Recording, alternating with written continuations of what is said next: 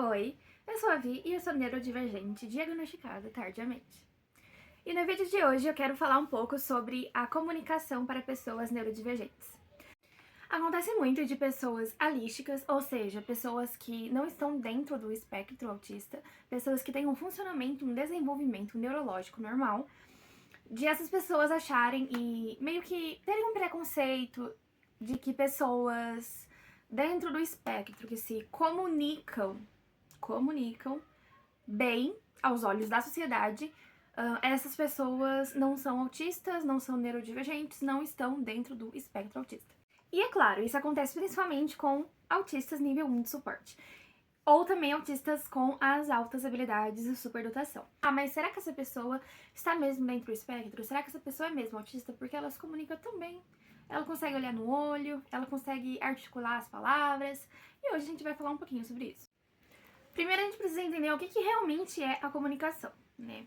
A comunicação é a transmissão de uma mensagem, pode ser de formas variadas, mas ela tem um emissor e um receptor. Alguém que transmite a mensagem e alguém que recebe a mensagem. Então a comunicação não é somente sobre eu falar qualquer coisa e o meu receptor não entender nada, né? O objetivo da comunicação é eu falar algo e a pessoa conseguir entender aquilo que eu quero dizer, né? E aí que tá o pulo do gato, meu amigo. Nós, pessoas dentro do espectro, nós, pessoas neurodivergentes, temos essa dificuldade em se fazer entendido. Na nossa cabeça, a gente fala algo e tá muito óbvio. A pessoa, ela vai entender aquilo com clareza, né? Na nossa cabeça, tipo, isso é óbvio. Só que, na maioria das vezes, o jeito que a nossa mensagem, aquilo que nós comunicamos, chega até o receptor, chega de uma forma que meio distorcida. A pessoa, ela não vai realmente entender de fato aquilo que a gente quis comunicar, né?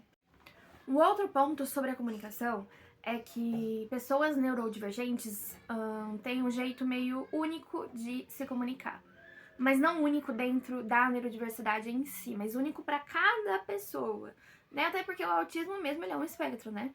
Nenhum autista é igual ao outro. Nós funcionamos de maneiras diferentes. Nós temos ali comportamentos e meio que características em comum dentro do espectro, beleza. Mas cada pessoa, ela tem uma forma de se comunicar. Isso também até entre as pessoas neurotípicas, alísticas, cada pessoa se expressa melhor de uma forma dentro da comunicação. Seja através da fala, seja através de desenho, seja através da escrita. Enfim, existem diversos tipos de comunicação. Comunicação artística, comunicação verbal, comunicação não verbal. São muitos os tipos de comunicação. Essa pessoa consegue ter contato visual, então ela não é neurodivergente, ela não é autista. Vamos entender isso?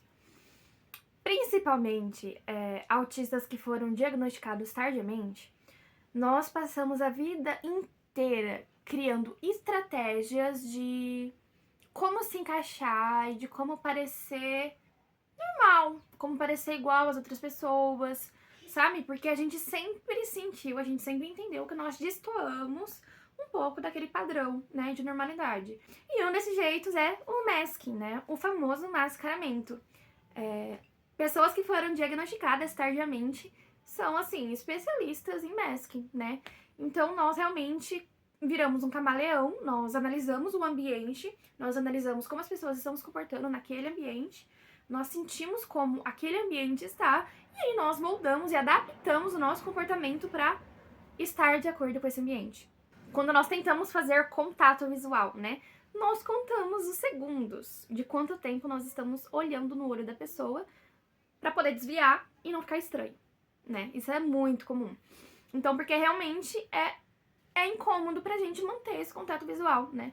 Então, às vezes a gente vai falar com a pessoa, a gente tá... Eu mesma, né? Quando tô falando alguma coisa, quando eu tô imersa em algum assunto, normalmente eu falo olhando pro chão, olhando pro lado, porque se eu olhar pra pessoa, eu não vou conseguir me comunicar. E às vezes até quando alguém está falando comigo, eu estou olhando para outro lado, e eu sei que às vezes pode até parecer falta de educação, tipo, eu deveria estar olhando no olho dessa pessoa para ela sentir que eu estou prestando atenção. Mas na maioria das vezes a gente não consegue fazer isso. E o outro ponto que eu queria falar sobre essa questão da comunicação é que existem dois extremos, né? O autista tem muito a questão de ser 8 ou 80, né? Então a gente tá sempre muito em extremos. Então, a gente costuma ver ou autistas que não se comunicam, ou autistas que se comunicam em excesso.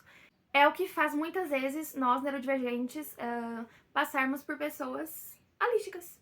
Então as pessoas veem, essa pessoa fala bem, essa pessoa fala demais, essa pessoa articula bem, então ela não é neurodivergente, né? E isso é porque pessoas neurodivergentes que falam muito, a gente tem essa dificuldade de se expor demais, né? Eu sempre tive uma dificuldade tremenda e absurda com isso. Isso só começou a melhorar mesmo nos últimos anos, que eu comecei a ser uma pessoa mais reservada e a escolher bem com quem que eu vou abrir a minha vida e comunicar as coisas, mas sempre aconteceu muito comigo de eu ter acabado de conhecer uma pessoa e contar a minha vida inteira pra ela, tipo, jogar toda a minha vida inteira pra ela, e às vezes detalhes íntimos, detalhes que tipo assim, a pessoa fica incomodada, tipo, nossa, mas a pessoa acabou de me conhecer e tá falando detalhes íntimos da vida dela, né? Então nós, pessoas neurodivergentes, temos essa dificuldade de muitas vezes a gente se expor demais, a gente não entender, a gente não ter o feeling de quando é o limite. Tipo assim, cara, acho que eu tô falando demais, né? E tem também a questão do autismo, que quando a gente está em sobrecarga, quando a gente está superestimulado, nós nos retraímos e queremos ficar em silêncio, tanto no sentido de não ter energia suficiente para se comunicar, tanto também de querer usar o abafador e não querer ficar exposto a estímulos e a barulhos. Porque isso realmente é um fator muito estressor para nós e pode gerar uma crise. E é isso, o que vocês acharam desse tema? Compartilha aqui comigo como é pra você. E se você tiver alguma pergunta, deixa aqui nos comentários também.